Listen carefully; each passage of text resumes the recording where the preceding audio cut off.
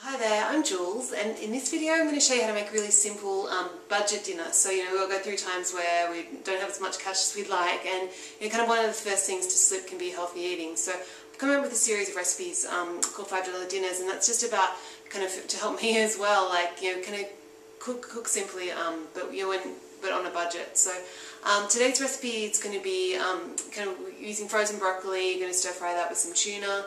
And then finish it off with some white beans to give us, kind of a bit of protein, a bit of extra carbs. So we'll hop into the kitchen and I'll show you how to do it. So I've had the pan on really high heat for about a minute or so it's really hot. I can feel it there. So I'm just going to get my tuna. I've opened the can, and this is tuna in olive oil. If you haven't got olive oil, you can see it's quite hot. I'm just going to get the broccoli in straight away. It's frozen broccoli straight out of the freezer, and lid on. And we're just going to cook that for 2 minutes.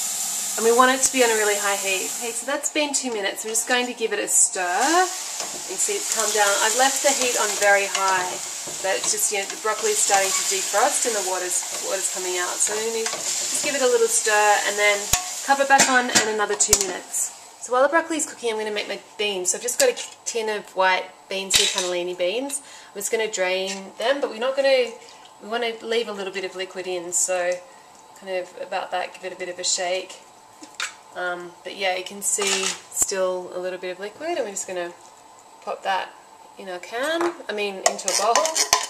And then you could use a potato masher if you have one, but I don't, so just going to mash with a fork. So just really rough, rustic, don't have to be too precious about it. And you can see there's like a bit of liquid in there, so it's helping to make it into a puree.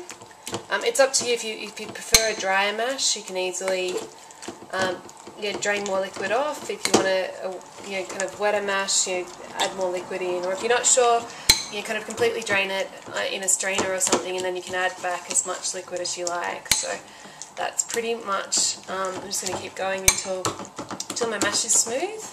But you can, again, it's up to you. Leave it chunky if you prefer. I'm just going to season that with a bit of pepper, and it probably won't need much salt because the canned beans tend to have quite a bit of salt in them. Okay, so that's been another two minutes, and broccoli, so all our moisture has evaporated and it started to brown on the bottom. And broccoli's looking lovely. It's nice and bright green, and if I feel it, it's starting to feel quite tender. So that's looking like it's done to me. So what we're going to do is I'm just going to drain the tuna. Right, I'll turn the heat down.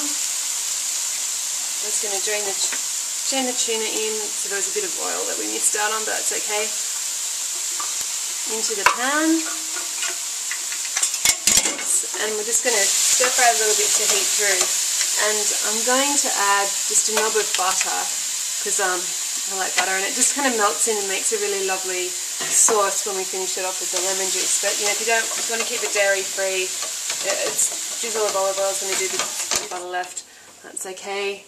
I've just got half a lemon here. I'm just going to give it a really good, turn the heat off, and just give it a really good squeeze. And you could serve extra lemon with it at the table if you like. And I'll just give it a bit of salt and pepper, and we're done.